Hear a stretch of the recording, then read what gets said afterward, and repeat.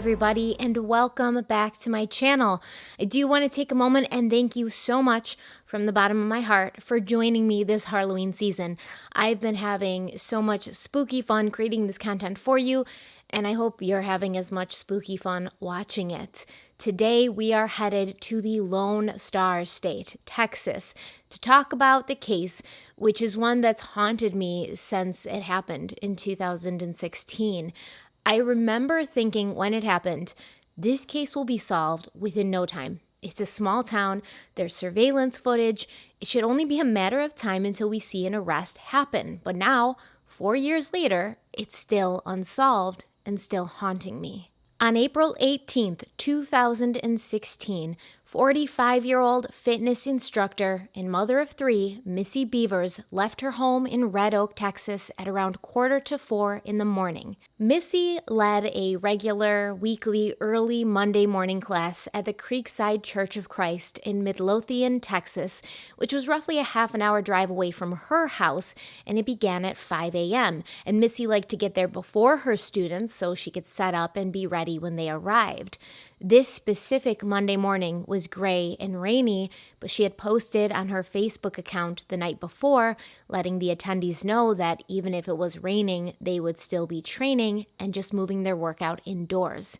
At 4:14 a.m., Missy's truck pulled into the church parking lot, and a few minutes later, she entered the church. At 5 a.m., the first 911 call came in from one of Missy's students. Apparently, when the students had arrived at their usual time and ventured to their normal indoor workout space, Missy was dead, laying in a pool of blood with broken glass surrounding her. She had been attacked, but why and by whom?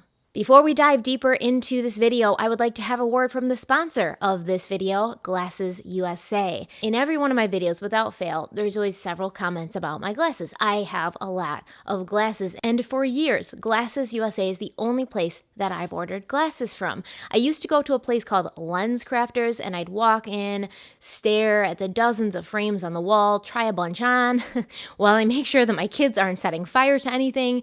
Finally, I'd settle on frames that I didn't even really like that much. I just wanted to get it over with. Then I'd have to sit with a salesperson and answer a ton of questions about different coatings and insurance. And then I'd have to wait weeks before my glasses were ready. And I'd still have to leave the house and go back out to pick them up. But you can't just pick them up. You have to wait forever for someone to have the time to sit with you and measure them and make sure they're fitting correctly. They try to talk you into buying insurance again, even though you already said no the first time. And I just end up spending way more time and money than I ever wanted to. And in the end, I would have glasses, but they were glasses that I wasn't, crazy about. I didn't necessarily love them. It was just kind of a function thing, like I needed to see, so I just needed a pair of glasses. As a mother and someone who works a lot, I find it so much more convenient to be able to order my glasses online, take my time to really look through the options, and pick the frames that will match my personality, make me feel beautiful, just excite me, and then have them delivered right to my front door. Using GlassesUSA.com's virtual mirror, you can try on any pair of frames and see what they look like on your face by uploading a picture of yourself. Shopping online with GlassesUSA.com also means a risk-free shopping experience with free shipping and returns. You can add any type of prescription to almost any pair of frames, including sunglasses, and Glasses USA's lenses are of the same high quality you'll find in any glasses store, and they're even made in their own state-of-the-art lab. They offer blue light blocking lenses specifically designed to protect your eyes from harmful blue light rays that are emitted from digital devices such as your smartphone and your laptop. And as someone who spends a lot of time on the computer researching, writing, and editing, I do make sure that I always have a blue light block coating on my glasses so that my eyes aren't straining. Best of all, GlassesUSA.com has hundreds of frames to choose from, even brand names such as Coach and Ray-Ban. And because they cut out the middleman, they're able to offer them to you for 70% off retail prices. A complete pair of glasses starts at only $30, and free basic prescription lenses are included with every frame.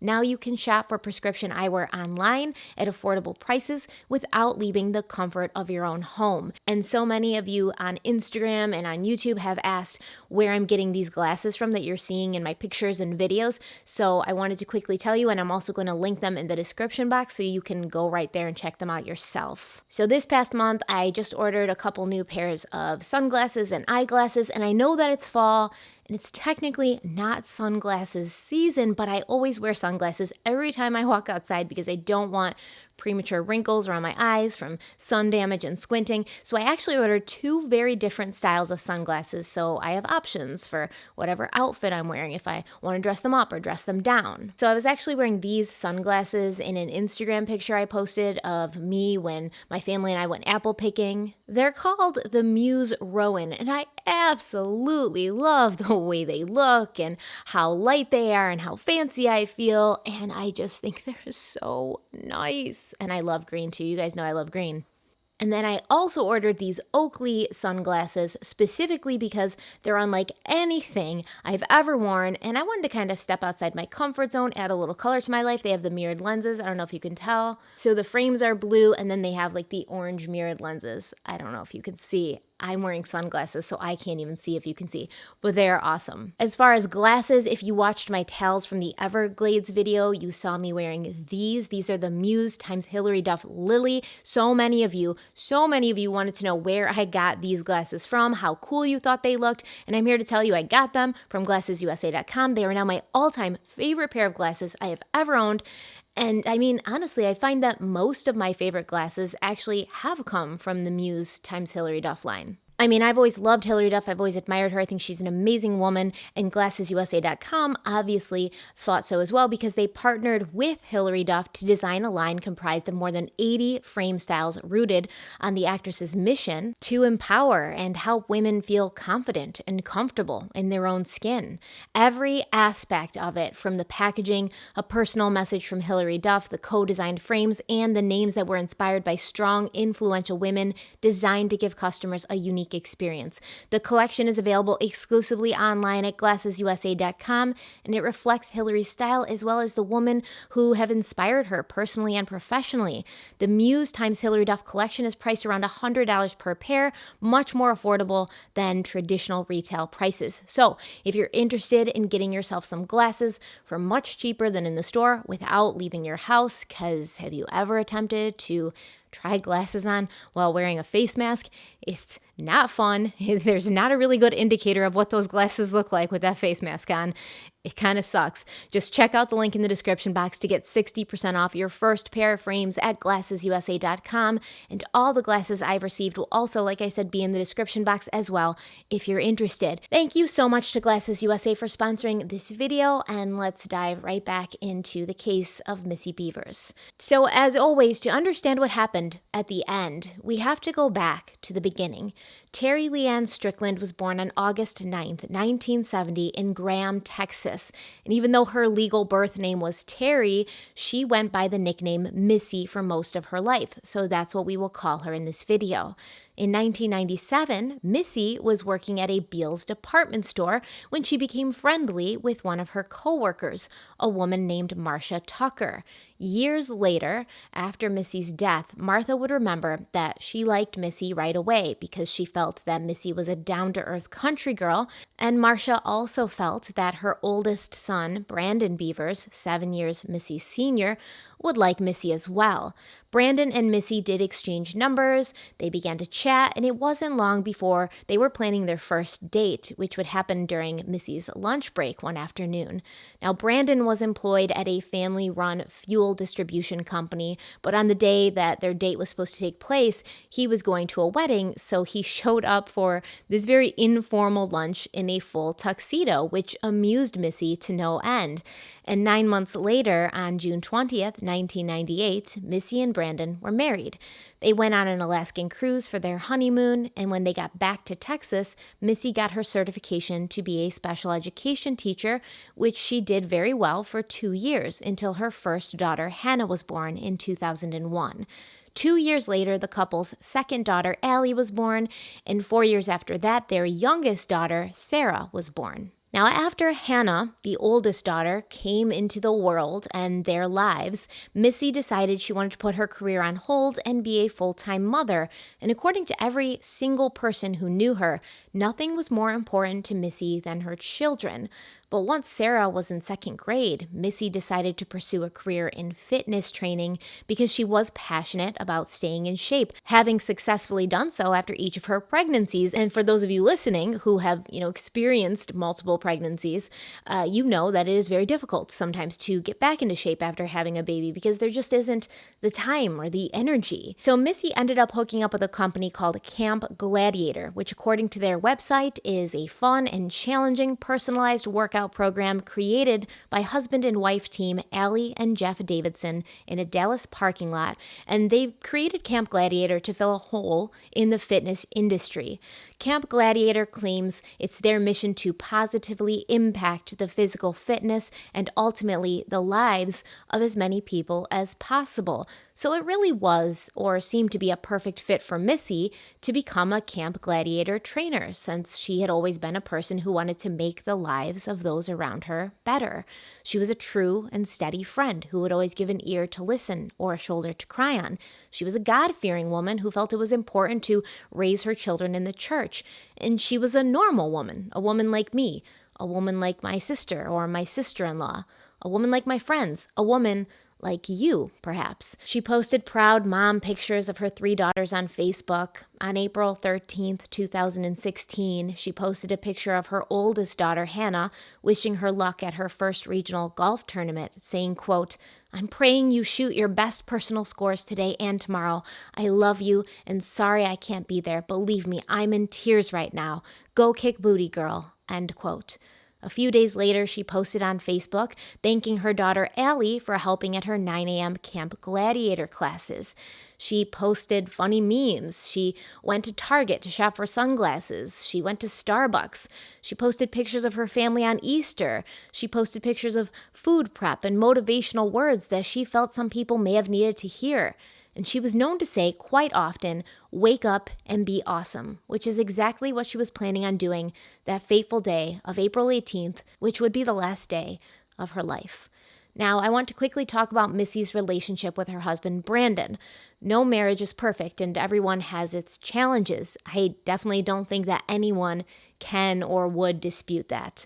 Later, when Brandon would talk about his wife after she died, I got the distinct impression that he wasn't necessarily too involved with her work at Camp Gladiator, but he tolerated it and he was supportive of it. He understood that she had put her passions on hold for quite a long time to be an amazing mother to their daughters, and now that the girls were more grown up and independent, it was important to Missy that she pursue something that gave her personal fulfillment, and it was important to him to give her the space and freedom to do that.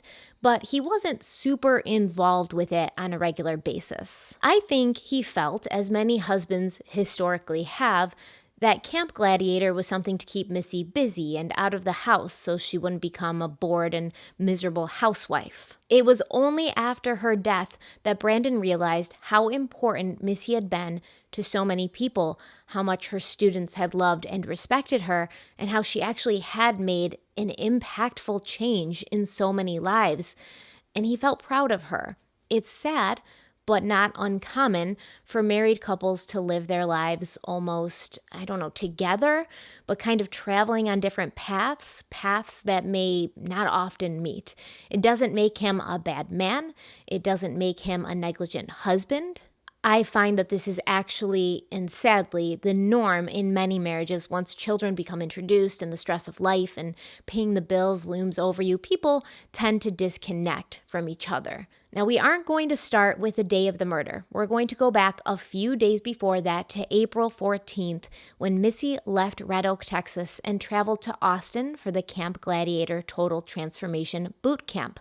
Now, I'm certainly no expert on Camp Gladiator, so if there are those of you who are and know more than me, please feel free to correct me in the comments respectfully. But from what I can tell, the Total Transformation Boot Camp is supposed to be a month-long challenge, which will measure your baseline baseline at the start of the month and then help you track your progress throughout the month with unlimited group sessions that are led by all-star trainers.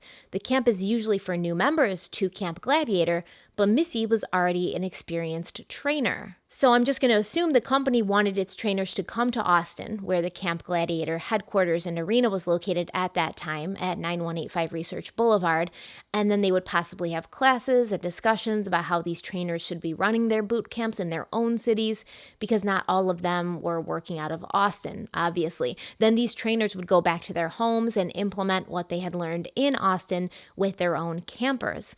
On Thursday, April 14th, Missy posted a picture of herself on Facebook with the caption, "Bucky's Stop, on my way to change lives in Austin, total transformation." Obviously, I'm from New York. I'm not from the area, but I looked it up and it appears that Bucky's is a chain of gas stations and travel centers in Texas. And, you could stop there to fill up your tank on a road trip or stock up on drinks and snacks for the drive. If you were me, of course, Missy most likely didn't eat gas station snacks because she was healthy, and I am not. This same day, Missy arrived in Austin, which would have been just under a 3-hour drive from Red Oak, where she lived. She posted from the Camp Gladiator Arena, which, as I said, was located on Research Boulevard in Austin and looks to be a building with indoor gym space as well as outdoor space for obstacle courses and the like. The indoor classes would include things like kickboxing, weight training, yoga classes, etc. And as you can see from these photos that she posted, the outdoor arena has more, kind of badass boot camp stuff that I would never be able to do in my current inactive condition. She captioned these photos with the words, "CG Arena. This is what I'm talking about. CG Midlothian, someday your trainers are going to take you on a field trip here. Oh, hang on. Join CG Games and you can come experience it all." So it looks like the CG Games is a Camp Gladiator event, a competition that tests endurance, strength, agility, and speed. I'm going to get this out of the way now because I know there will be questions and comments. There is a fee to join Camp Gladiator. There is a fee to participate in the CG Games. So yes, I'm sure Missy was coached to advertise her experiences in Austin in order to compel people to sign up for the program and the event. But that doesn't mean that Camp Gladiator is a pyramid scheme or like an MLM, or that she was doing anything wrong by participating in these advertising methods. As far as I can tell, like any fitness program or training program, there is a charge. You have to pay money, but it does seem that Camp Gladiator, for the most part, delivers results. So that's what makes them a legitimate company instead of a pyramid scheme. And, obviously other things distinguish it as being a legitimate company and not a pyramid scheme. I'm not trying to be, just boiling it down to one thing. And honestly, getting into shape is hard, so I don't mind paying for something if it works. So what we're not going to do is talk shit in the comments about how Missy was living this fake life like Shanann Watts and putting all this lifestyle stuff on her social media in order to trick people into getting into something that would just make them lose money. I'm always open to hear your opinions and viewpoints, but blaming the victim who is no longer around to defend his or herself is a boundary I set that I don't want crossed. And that goes for Shanann Watts as well. Since this Netflix thing has come out, I've had an influx of comments on all of my Watts videos, most of them saying incredibly negative things about Shanann. I won't argue with you in the comments. I'm not going to try to justify why we shouldn't be blaming the victim. I will just hide you from the channel and be done with you. On my platform, we show nothing but respect for those who lost their lives as victims, period. So with that out of the way, let's move on. The next day, on April 15th, Missy posted this on Facebook, quote, "Please say a prayer for Brandon Bevers this morning while he is having a minor surgery today. I hope you feel better soon, honey. Love you," end quote. Now, her husband, Brandon, responds to this with, quote, "Thanks, Strick. I'm going to convince the surgery team the doctor is actually conducting a frontal lobotomy, liven the place up a bit," end quote. So Brandon is referring to his wife as Strick in this comment, which I assume is a play on her maiden name, Strickland, and his response is cute, lighthearted, and funny. Now, I can't find for sure what his minor surgery was. It's reported as being something different depending on the source. However, it's not important for our purposes, and also he has the right to his privacy. What is important is that this day, Brandon's mother, Marcia Tucker, drove him to go have this surgery because Missy was out of town. And afterwards, Missy texted Martha to thank her for helping out and to tell her that she loved her. Missy and Martha were very close. And this would be the very last text Martha would ever receive from her daughter-in-law. The next day, Brandon would be boarding a plane to go on a trip of his own to Biloxi, Mississippi. This seems to have been an annual company-organized fishing trip that had been planned for quite a while. And on the morning of Sunday, April 16th, Brandon posted on his Facebook page at 5:20 a.m. that he was taking a noon flight out of Texas that same afternoon.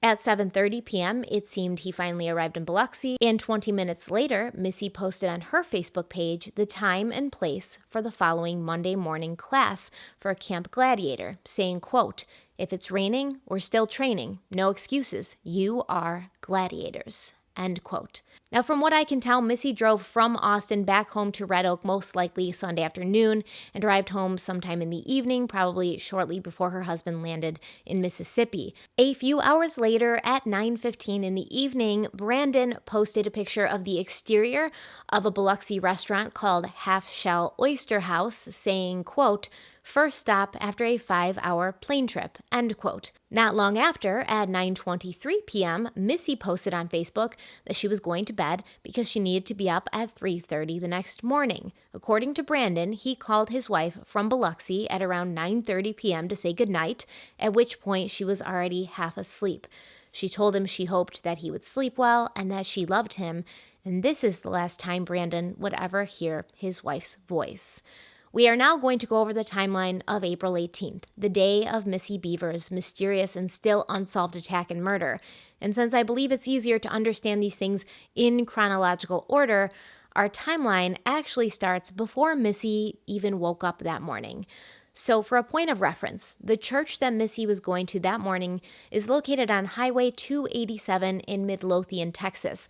A little ways down on that same highway is this place. It's a store called the SWFA Outdoors store. In many media outlets and blogs and things like that, when I read about this case, the SWFA Outdoor Store has often been referred to as a gun store, and they do obviously sell guns and ammo there, but you can also purchase hunting and camping equipment. It's just, an outdoorsy kind of store that sells stuff for outdoorsy kinds of people. Not me necessarily, but people that like to camp and do outdoors kinds of things.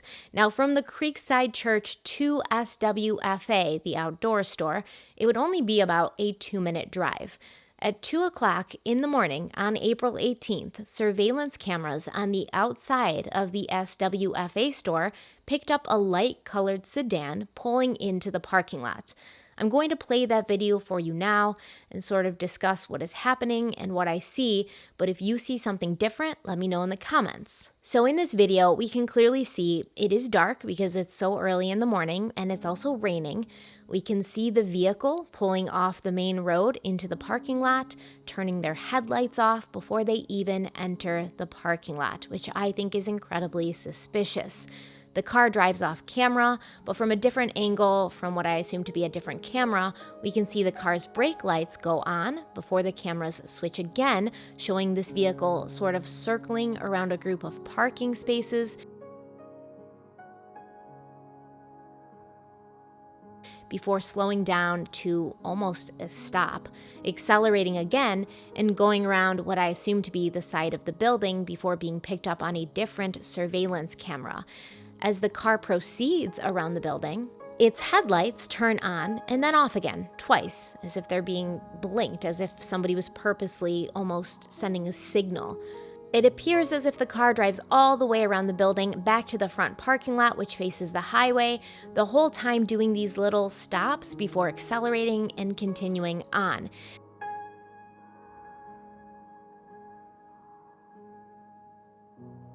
It comes to a little stop just before the entrance to the parking lot that they had used a few minutes prior. It looks like they may have done another loop around the parking lot before finally coming to a stop in a parking spot directly under one of the overhead parking lot lights. They stay parked here for several minutes before turning the headlights of the car on, pulling out of the spot, looping back around to the same entrance that they came in, and putting on their right directional before pulling back out onto the highway.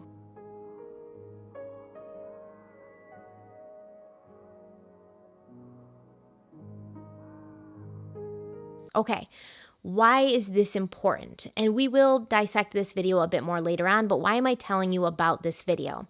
Because a little under 2 hours later, just down the road from that SWFA outdoors shop and this odd motorist's behavior, someone broke into the Creekside Church dressed in what appears to be head-to-toe SWAT gear.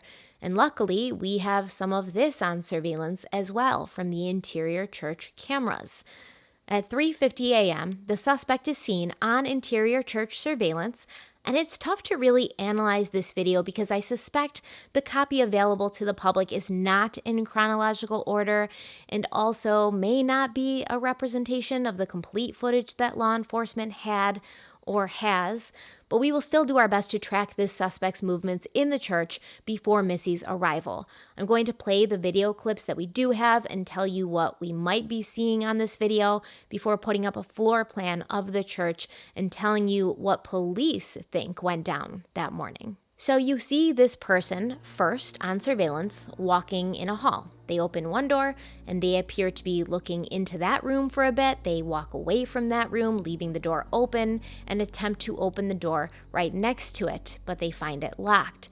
At this point, we can see something in the suspect's hand, which looks like a hammer or maybe a crowbar, and it appears that this person tries to use this tool to get the door open, but that doesn't work, so the suspect gives up and keeps walking down the hall. Going off camera and being picked up by another camera, turning to their left down another hall where they grab the handle of a door, which ends up being one of those half doors where the bottom and top open independently from each other, and they open the bottom door and then the top door before walking inside briefly, and then moving on down the hall, leaving both doors open. For a while, the suspect is obscured by these open doors, but then you see him or her walk back down the hall in the direction they just came from, towards the open doors. At this point, it can be seen that they have a flashlight on their helmet, and they sort of go off into a little alcove and disappear off camera. Now the angle changes again, showing an empty hallway and a door opening, which the suspect walks through into the hallway. They can then be partially seen swinging something at the wall or swinging at something on the wall before disappearing off camera again. This suspect was inside the church when Missy arrived, thinking she was completely alone, and she entered this very dangerous situation not knowing what was about to happen. So here is the layout of the Creekside Church. Law enforcement believes the perpetrator entered the church through the kitchen door at the north side of the building, this kitchen being signified on this layout as room 7. They believe this because the metal kitchen door had a glass window and that window was found broken, meaning more than likely the suspect shattered the window, reached in, and opened the door. This person then seems to have gone from the kitchen into the adjoining room, which we're calling room 8, and that would have been the cafeteria. He or she then walks out of room 8, and that's when they're first captured on surveillance at 3:50 a.m. Now keep in mind, due to the surveillance cameras on the exterior of the church allegedly not working that night, we have no way of knowing what time the perpetrator actually entered the church or how long he or she remained in the kitchen before going into the adjoining cafeteria. We also have no way of knowing how long he or she remained in room 8, the cafeteria, before exiting into the hallway. It could have been a few minutes or a few hours.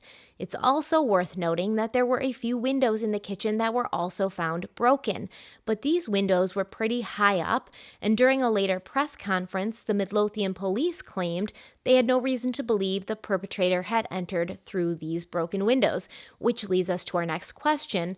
Well, why were they broken then? It is my theory that these windows were broken by the same suspect who entered the church by breaking the window of the kitchen door, the same suspect who later and brutally took Missy Bevers' life.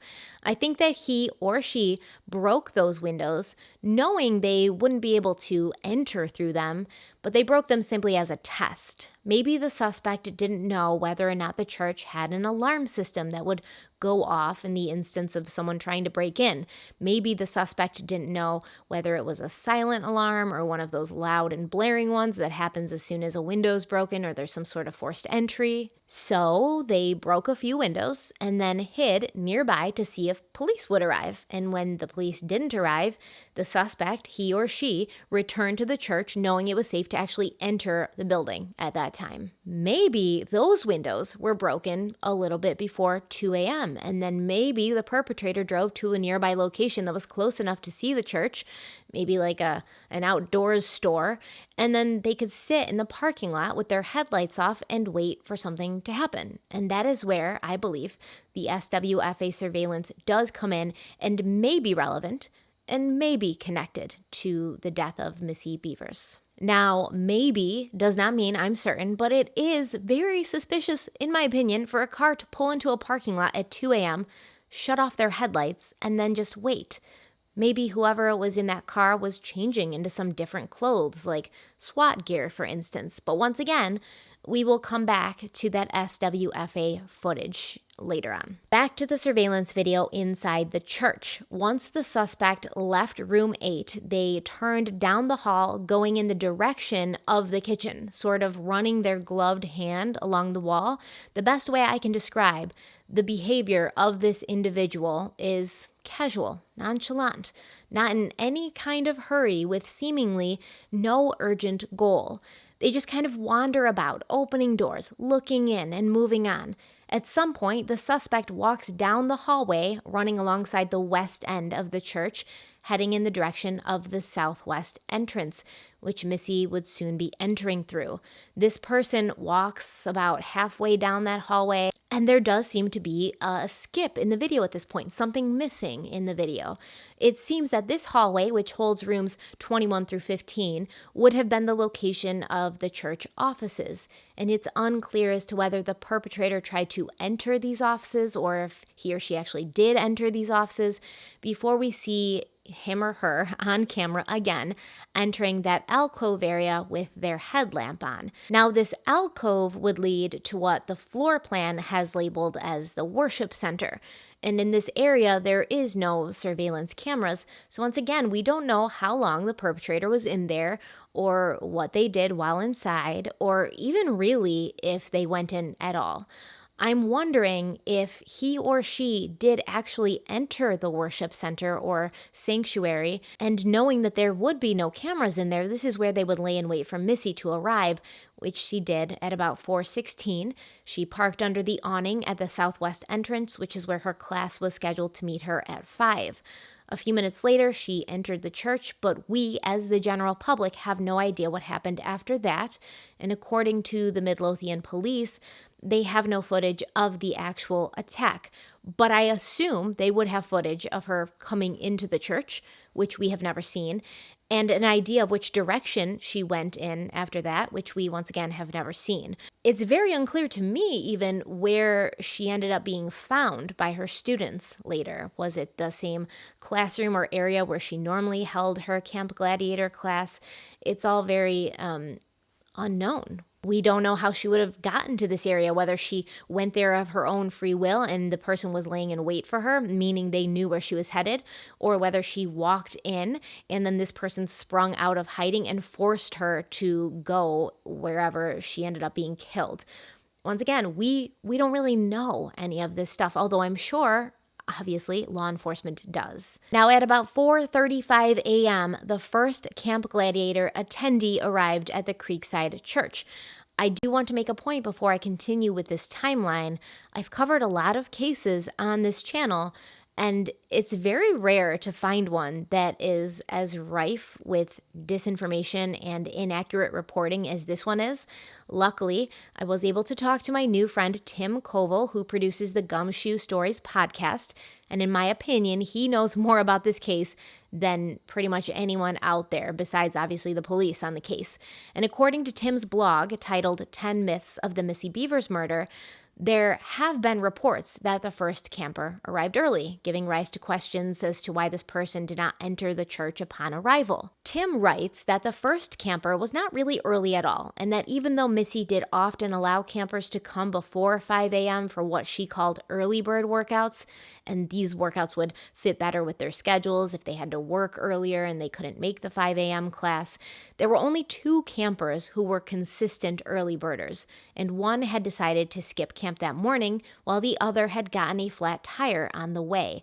The camper who arrived on the scene first had never been to a class with Missy before. It was his first time.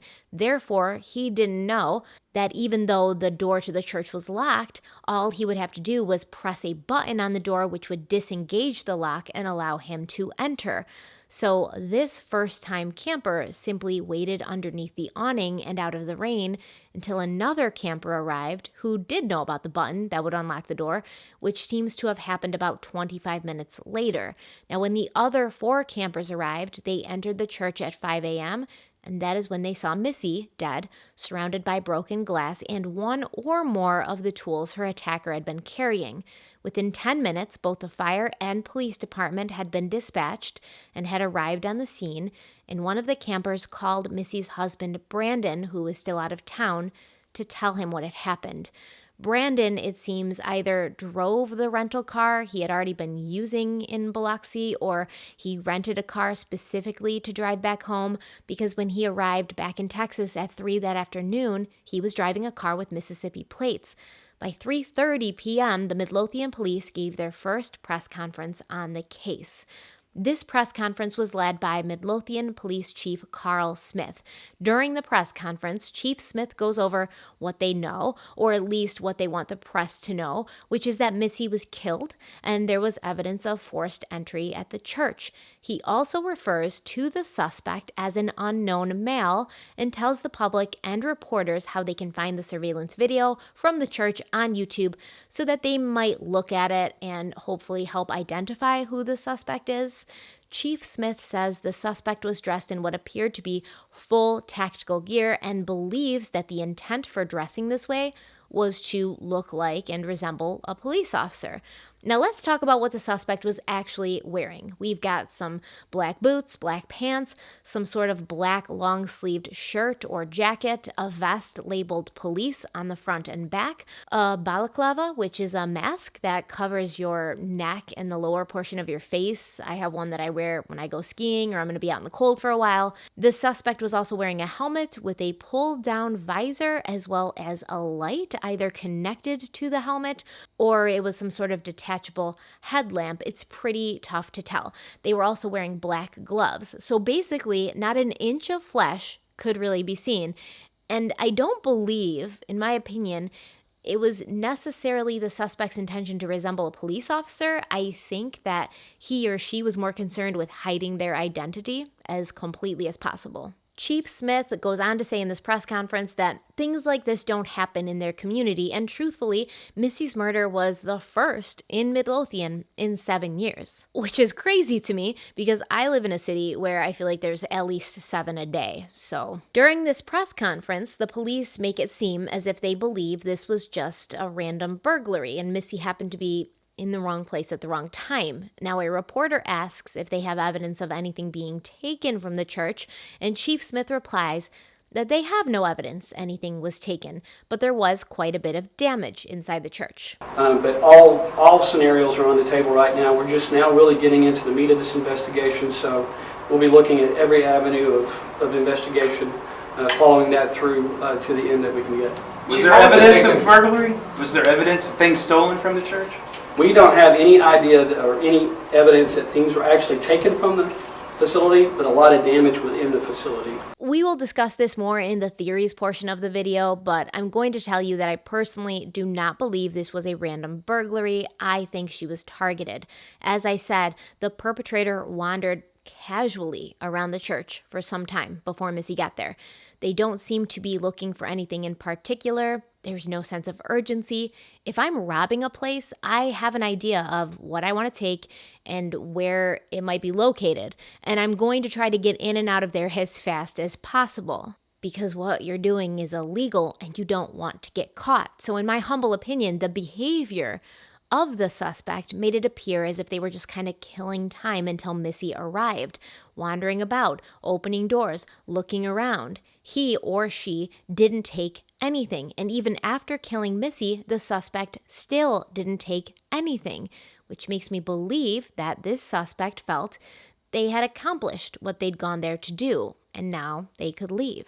I also think it's a big stretch for law enforcement to say that a routine burglary would so quickly turn into a homicide, right? So if you're robbing a church and then somebody comes in, as a robber, as like your run-of-the-mill burglar, hamburglar, as your run-of-the-mill thief, you're not necessarily going to want to escalate to killing people so quickly. So if somebody walks in on you, you may like bop them over the head, so that they don't see who you are, even though they wouldn't see who you were because you were dressed like, a Power Ranger. So Missy wouldn't have even been able to identify this person. There's a million things that this person could have done to complete their robbery and then just kind of get out of there without taking a life and risk getting caught and then going to prison for murder instead of robbery. This person could have just, grabbed Missy, told her, be quiet, don't do anything, tied her up, could have just bopped her on the head, left her knocked out, left her unconscious. What happened to Missy seems to be personal. But that's just my opinion, and we also have to understand this press conference was given very shortly after Missy was found dead, the same day, just hours later, and they were in the very early stages of the investigation. The general tone of the press conference was that they believed the perpetrator was male, and that this seemed to be an unfortunate accident with Missy walking in on a burglary. The Midlothian police did not disclose how Missy died, even though a reporter slyly slipped in a question where, I forget if it was a man or a woman, but they said, did you say she was shot? Chief, did you say the victim was shot? I did not say that. No, sir. Do we know how the victim was killed? We're not releasing any information on her injuries right now. To me, it's clear that this was a journalistic tactic to get the chief to reveal something he had actually not said, but he didn't fall for it, and he informed the press that they were not prepared to reveal Missy's cause of death. Usually, in an investigation like this, the police will want to keep important details such as this very close to the vest, and they will kind of use this information if they happen to interview a suspect, and this person reveals knowledge of something that the police had not released to the press and the media. So really, the only person who would know these details is somebody who had been present at the time of the murder. Now, they do mention in this press conference that they have no outside footage from the church since the surveillance camera on the exterior of the building was not functioning at that time, which does lead me to wonder how they knew exactly what time she arrived. But they may have surmised that from cell phone data that they would acquire later on. I'm not sure. But the police saying in this press conference that the exterior surveillance system wasn't working, it does become a point of contention for me later, as there's conflicting information delivered by another Midlothian police officer that suggests they might have been working. By 6:30 that evening, the Midlothian Police Department had executed a search warrant for Missy's 2012 Ford F-150 pickup truck, which was still parked at the church with her purse, iPad, and other personal effects inside. Earlier that day, Brandon Bevers was accosted outside of his home by a reporter, and I say accosted because I think it's so disgusting how reporters don't even give these people a moment to breathe after the tragedy of losing a loved one. But of course, we know how the true crime community and the media are thinking in the aftermath of a death like Missy's. We know the stats. We know the true crime party line made popular by podcasts such as My Favorite Murder. It's always the husband. When a woman goes missing or a woman dies, it's always the husband. That's what they say, right? And if you've been with me for a while, you know I don't necessarily subscribe to this sort of thinking because I feel sometimes we can be so focused on the husband that we might miss other leads that bring us to the true culprit. But we cannot ignore the data either. In the United States alone, nearly 3 women are killed every day by their current or past romantic partners, and you're much more likely to become the victim of a violent crime at the hands of someone you know rather than a total stranger. We have personally witnessed this many times just in the past 5 years or so. A woman goes missing or turns up dead. Her husband or boyfriend gives an interview, and his speech patterns and body language are picked apart and dissected until everyone is sure he is lying. Now, in the case of Chris Watts, we were right. We were absolutely right. But also, we have cases like Heidi Broussard, where a grieving man was pulled over the coals and judged guilty in the court of public opinion, only to come to find he had nothing to do with the actual crime. There was a lot of this finger pointing and speculation in regards to Brandon Bevers. And to get this out of the way, I will say that I personally don't believe he had anything to do with what happened to his wife, but we will talk about that more later on. Here's a clip of Brandon's interview with Richard Ray from Fox 4 in Dallas, Fort Worth. Tell me, Brandon, where were you when you heard about it? Can you give me a kind of a reaction? I was in Biloxi, Mississippi, about to go on a fishing trip down on the Chandeleur Islands, and I heard about it this morning. I received a phone call from a couple of Missy's campers, and had I been out on that ship, I would have had no contact for a few days, but What do you want people to know about your wife? my wife was she was very passionate about transforming people's lives physically and mentally. She became involved in physical fitness a few years ago, and she transformed herself into just a very fit person, and her desire was to do that for others. And I've seen it. I've seen her do that for others, and I've seen the impact that it's had on other people, and I'm very thankful for that, and I'm thankful for her being such a good wife and a good mother to our children. And she's had a very impactful relationship with a lot of people here in our community, and I'm very thankful for all of it. I can only barely imagine what you must be going through, what you and your family must be going through now. I haven't had time to absorb this yet. I just got home about 15 minutes ago, and I haven't had time to reel it in. I haven't had time. Had the police talk to you, Rene? I've talked to them on the phone.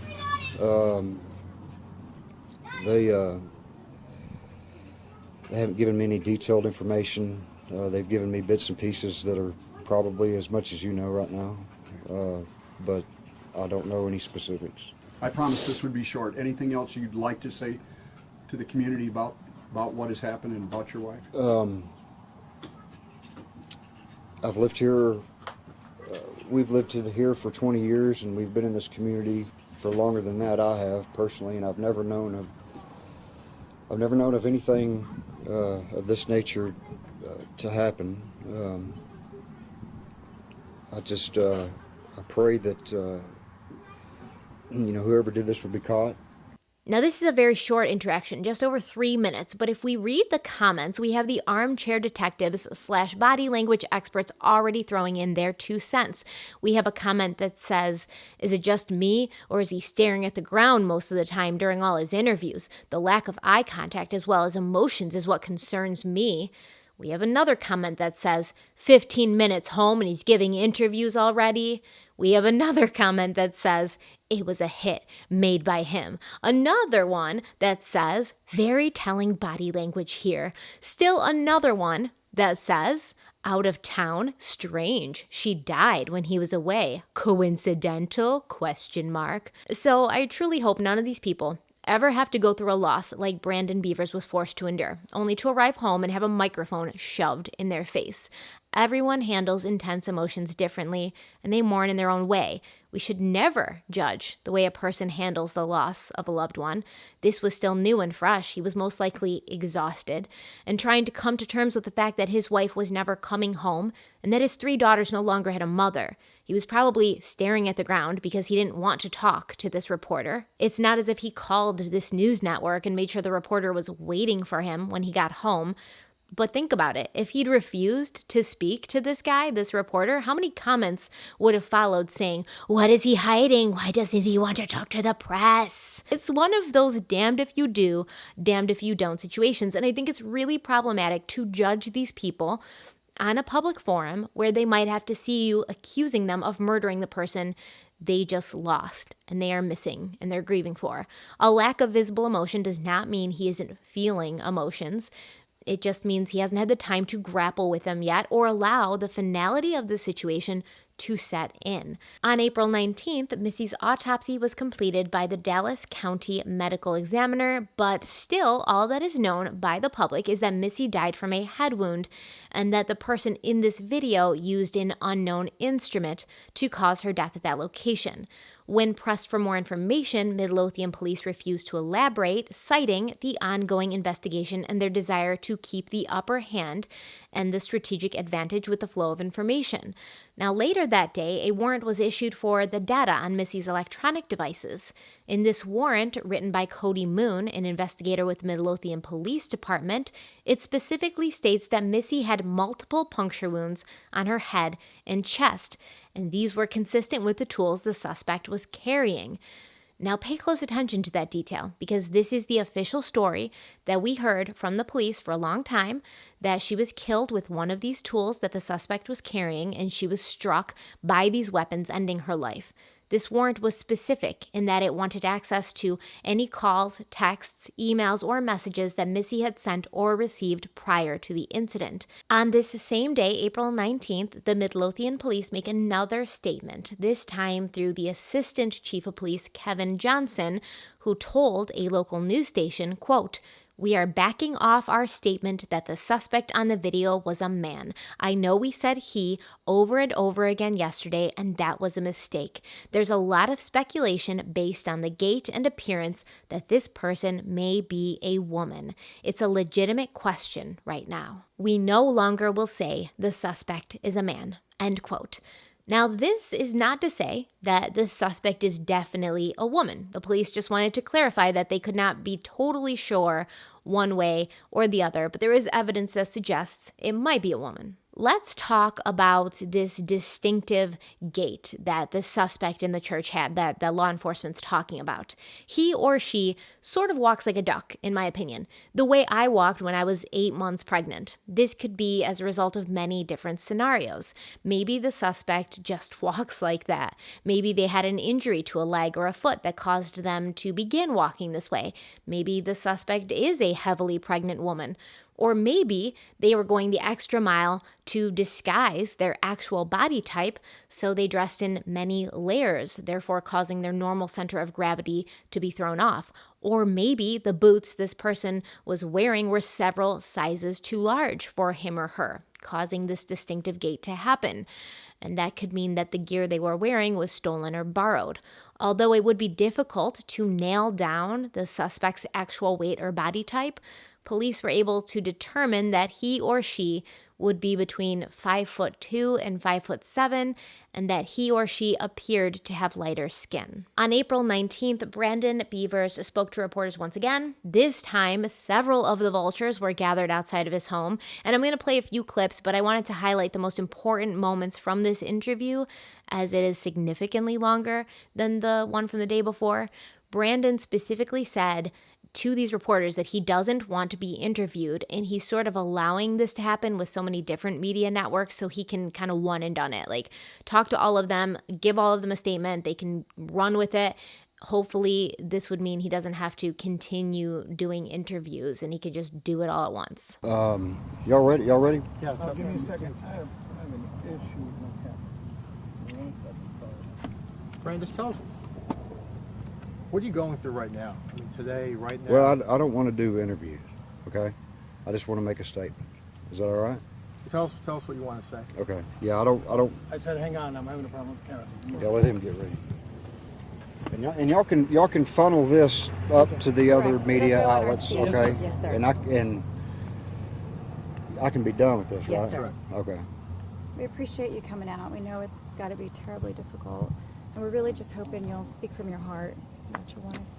And may we all just say, we are sorry. We are sorry for your family's loss. He described his late wife as being a godly woman who was passionate about changing people's lives with fitness, and he has recently now been able to see for himself how many people she had touched. Brandon said Missy was an amazing wife and mother, and that her children were the most important thing in her life. Personally, I haven't involved myself in a lot of what she does, but now that I'm seeing some of her campers, I've noticed a substantial impact that she's had on so many people's lives, and I'm very proud of her. And I just want it to be publicly known that we are very proud of all of the passion and effort that she's put into so many people's lives. In terms of, obtaining a story to pull at heartstrings and stuff like that, I'm not looking here for the media to sensationalize a tragedy, okay?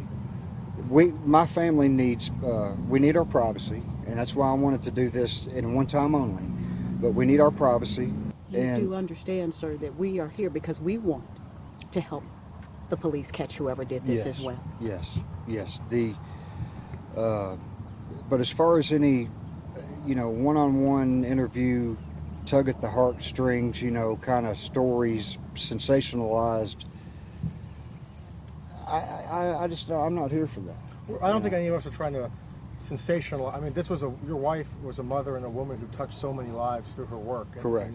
You are correct. And that's why, we want to share her story. And you know that better than anyone. Correct. You knew her better than anyone. The kind of woman she was, the kind of mother she was.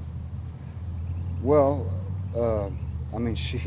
she was a very good mother. Brandon also talked about the suspect in the video, saying that he personally did not believe this person was wearing actual tactical gear. The person wasn't in tactical gear.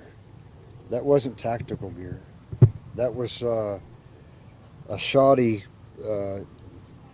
amount of clothing to look like some type of an enforcement officer. It wasn't real tactical clothing. What did it look like to you? From the video, as best I could tell, it looked like maybe motorcycle boots or some type of military-style boot. I couldn't tell the pants. It looked like some kind of flimsy, like sweatpants or something. I couldn't really tell. But the jacket was just a generic police jacket, kind of a velour-looking police jacket. And I couldn't even identify the helmet. The person was wearing a helmet, and I couldn't identify whether it was a motorcycle helmet. I don't know if there is a motorcycle avenue on that outfit, or if it was a tactical avenue, because the helmet, I couldn't even tell what it was. But it looked as if the suspect had sort of pieced together items of clothing and equipment to give the appearance of tactical gear. Brandon also said that he personally did not believe his wife was targeted, and he got the impression from watching the video that the perpetrator did not know Missy was going to be there. But if you look at the video, and from what I understand, the perpetrator came through the back door, okay, and spent several minutes rummaging from room to room. If I'm not mistaken, he might have broke some glass in this room looking for something, broke some glass in this room looking for something, spent some time in the kitchen area. But by the time my wife arrived, I don't know of the video at that point, but according to the police, shortly after the altercation, needless to say, it's the opinion of the police department that the perpetrator didn't know the presence of my wife, or that she was going to be there, I think. My wife walked in on a robbery. That's just an opinion. That's not fact. So you don't think she was targeted, or like that she was particularly? In strictly my opinion, I don't think she was targeted. Brandon does talk a bit about his marriage to Missy, and he says something that I'm going to discuss later in more depth. He says that every day for the past 10 months, Missy had made it a point to text him and tell him that she hoped he was having a good day and that she loved him. In the comments under this interview, people took issue with this statement, saying, Brandon and Missy had been married for 20 years. Why was Brandon only mentioning the past 10 months? And I think I do have the answer to that. But like I said, we'll talk about that a little bit later. Later that evening, a candlelight vigil was held for Missy at Long Branch Elementary School, where over 100 friends and family were able to gather, comfort each other, and celebrate her life. On April 20th, Assistant Police Chief Kevin Johnson told the press that his department had enlisted the help of the ATF, the Texas Rangers, and the FBI. They had brought in a police dog named Titan to the Creekside Church to search for gunshot residue and/or potential explosives. And Kevin Johnson also announced that they were requesting surveillance videos from nearby businesses. And he wanted people to know that Brandon had been cooperative with police and that his alibi had checked out. And, his alibi was confirmed to be true. He was where he said he was. The next day, on April 21st, a warrant for AT&T cell tower data was requested with a specific interest in information from April 18th within a 5-mile radius of the church between the hours of 3 and 5 a.m. Now, the author of this warrant, Cody McKinney, an investigator with Midlothian Police Department, stated that his probable cause in requesting this information is due to the fact that he believes the suspect was in possession of a cell phone for the following purposes. 1, confirming through social media and/or other applications the updated workout times and locations as posted by Mrs. Bevers. 2, communication in the nature of calls, messages, texting, emails, push-to-talk, and walkie-talkie. 3, using smartphone capabilities to photograph, record, and/or video the victim and the murderous act. And 4, using functional applications such as clock or timing capabilities, GPS locating applications, and flashlight. Now keep in mind, this is a warrant that might be hard to get. Asking a big company like AT&T to essentially compromise their customers' privacy for the sake of this investigation, it's a big ask. So when you see things in this warrant that suggest the suspect may have recorded the murder, understand that there may not be any proof or evidence that suggests that. They're just trying to get the warrant, and they're listing possible things the person who did this to Missy would have used a phone for. It's not that they have evidence that this person used the phone for this. They're saying, we believe that the suspect would have used a phone for this. Therefore, we believe the suspect had a phone. Therefore, we want this warrant. But essentially, the police wanted to know who was in the area at the time of the murder, who was pinging off those nearby cell phone towers. On the same day, CBS in the Dallas-Fort Worth area published an article almost challenging the law enforcement stance that what happened to Missy did not necessarily mean she had been this suspect's targeted victim. They say she may have interrupted a burglary, but call the timing odd. The video shows the intruder wandering the halls, but never actually taking anything. This is not kind of your routine burglary. I don't ever want to say anything's routine, but if somebody's going to go in and try to burglarize a business, they're going to get in, head exactly where they're going to go, try to grab as much stuff as they can, and then leave. Attorney and former police officer Pete Schulte says both the intruder's behavior and costume are unusual, leaving questions about the true motive. It is going to raise the awareness to the police department that there may be something more here than just a burglary or even a murder. Something else was going on here, and they're going to try to uncover that. Which was pretty much my conclusion that I'd mentioned to you earlier. And it's important to note, the surveillance video from inside the church allegedly never captures this suspect taking anything. And nothing was reported missing in the aftermath. And if it's true, what the the search warrant said that she died from several blows to the head and the chest. This is overkill for somebody who's just trying to get away with, a robbery, right? It seems personal. It seems like there might be some emotion behind this killer's motives and actions. The next day, on April 22nd, the Midlothian Police Department conducted their second press conference in the Missy Bevers case. We really do believe that somebody still knows that this person is out there. Somebody knows who this person is, and they haven't yet come forward. We're convinced of that, and we ask the public to analyze the footage once again, watch the mannerisms, the walking style of the suspect. If they have any information, please contact us. Our investigation has included the execution of several search warrants over the past couple of days, and they form the basic building blocks of our investigation. And then later that day, the same day as this press conference happened, something happened that threw the media and the public into an actual feeding frenzy like Shark Week. Brandon Bevers' father, Randy Bevers, visited a Midlothian dry cleaners and brought a few items of clothing to be cleaned, including a women's white long-sleeved shirt, size XXL, covered in blood. Now, this was a dry cleaners that Missy had been to before. They knew her, and they were obviously aware of her death and the investigation surrounding it. So an employee at the dry cleaners called the police as soon as Randy Bevers left the store, and detectives promptly arrived to take the shirt as evidence and have it tested. Now, of course, as soon as this got out, everyone was ready to lock Randy in prison and throw away the key. So Brandon and Randy decided to give an impromptu press conference outside of the Midlothian police station to put a stop to the rumor mill before it spun out of control. And that is where we are going to end part 1 of the Missy Bevers case, because apparently, unbeknownst to me, because I'm always going in thinking I can fit everything in one video, but I always am wrong, this case demands more than one video. So I'm going to do it justice and give you 2. Thank you so much for joining me for this video. Thank you so much for hanging out with me in this Harloween season. This case is really, really spooky, and that's why we're covering it for Harloween, because this whole idea of somebody just wandering around in SWAT gear, you never see their face, just kind of sitting in a church waiting to kill someone. It's scary, it's creepy, it's eerie. It definitely makes me not want to leave the house before 5 a.m. I just don't like it. It gives me the weirdest, skeeviest feeling. I just don't like it. It's definitely scary. And I cannot believe that this case is unsolved, which makes me feel like something else is at foot. So we are going to finish this case in the next video.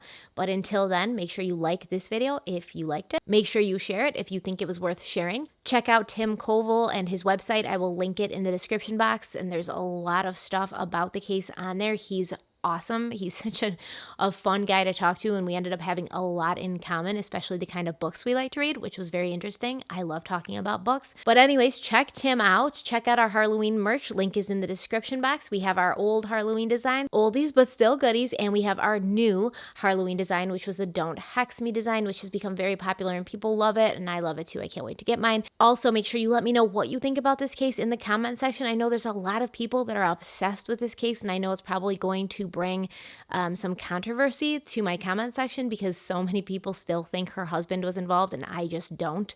And that's why I wanted to get it out of the way early, so that you didn't think you were coming along on this witch hunt with me only to be disappointed. I like to set reasonable expectations, but let me know what you think in the comment section. Make sure you subscribe if you haven't, and make sure if you were already subscribed, you're still subscribed, because YouTube loves to unsubscribe people from my channel. It's like April Fool's Day with YouTube every day of the year. It's such a fulfilling relationship. Thank you guys so much for being here. Thank you to Glasses USA for sponsoring this video, and I will see you very soon. Stay kind, stay beautiful, and stay spooky. Bye. Well, the levee don't break now, and the bottle's going straight down, and that river runs deep, the mountains get steep, and the voices getting too loud. Oh, these feelings I've buried, it's looking like a cemetery. They're coming back from the grave, calling out my name, better say your Hail Mary. Well, you don't know how deep it goes until it's getting you slowly. So you got to let it go. I got blood.